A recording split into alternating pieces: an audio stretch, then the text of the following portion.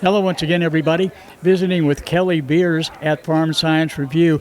Kelly, in your job at Central State, what would those responsibilities be? So I work with the 4-H team. I do a lot of work with onboarding our new 4-H educators, so hiring them, getting them settled in, teaching them everything they need to know about 4-H at Central State. And then I do a lot of background support, so making sure that they're reporting everything that they're doing, that they have the curriculum that they need, that if they need supplies moved here or there, I kind of do whatever I need, whatever they need me to help with. So you have to keep a lot of energy just to keep up with them. Yes, they have a lot of energy. People in 4-H generally have a lot of energy, so got to match them. So at the same time, they have probably a lot of ideas. Can we do it this way? Can we do it that way? And you have to pull in the reins. Sometimes you need to say, like, hey, let's focus. But sometimes you let them go because they go places you never would have thought of taking 4-H. So that's the fun part of it all. Now, do you get involved in recruiting in any way? Recruiting students to the university? No, we do not do any recruitment. That we handle that with admissions. But what we do with 4-H is obviously we're getting our name out there to a lot of places where they may not know what Central State is. Especially up in northeastern Ohio, there's not that strong connection. And so sometimes it's just telling them that we exist and then making those connections, and then sometimes they come down and do field trips on our campus, so then they're getting to know campus, and then it becomes a thing that they think about as they get closer to college age. Maybe we're in consideration now, which is great. We have just connected up in Northeast Ohio, where I'm from, with the chapters of the Alumni Network in Cleveland, and then there's also one in the Akron area, and so we're actually going to be partnering with them to try to help from both the alumni side and the 4-H side, trying to get word out to some of the schools in the area, because if they can see an alum who went to school there and who can talk to them from the recruitment side, and then we're bringing activities and energy with us, it's a really great match to try to help them understand who we are and that they can come to Central, and it's in-state and a great option. So. Well, I know that a lot of professors, instructors come from outside the United States even. That has to add a cultural advantage to the whole education process.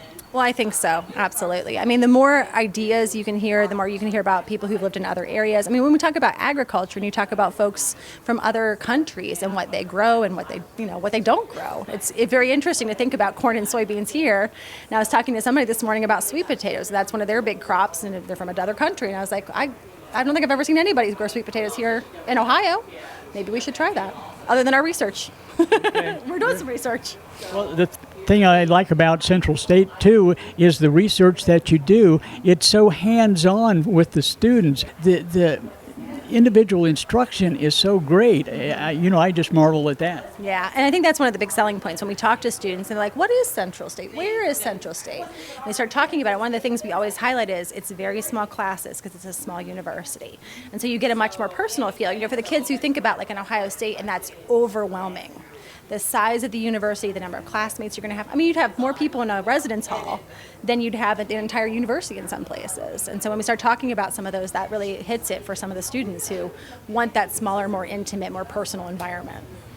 Now, 4-H is vast. You can go in all kinds of different directions. Do you have a certain area of agriculture that the students want to pursue more than others? Oh, I don't know as students. I can tell you through 4-H, what we do a lot of is just, teaching them how to garden, where their food comes from, because we work in a lot of urban environments where they don't have that sort of daily interaction with the agricultural system. They don't see fields full of food. They don't see cows around the corner, right? So just introducing them to the fact that you can grow your own food in the backyard, and what does that look like, and introducing them to like other things that maybe they have never tasted. We do a lot of like herb tasting. That's very funny because they'll be like, what's sage? I've never heard of sage. And then you have them eat it and they're like, what does this taste like? And they can think of things that they've tasted it in before. So that's usually how we introduce them to ag that way.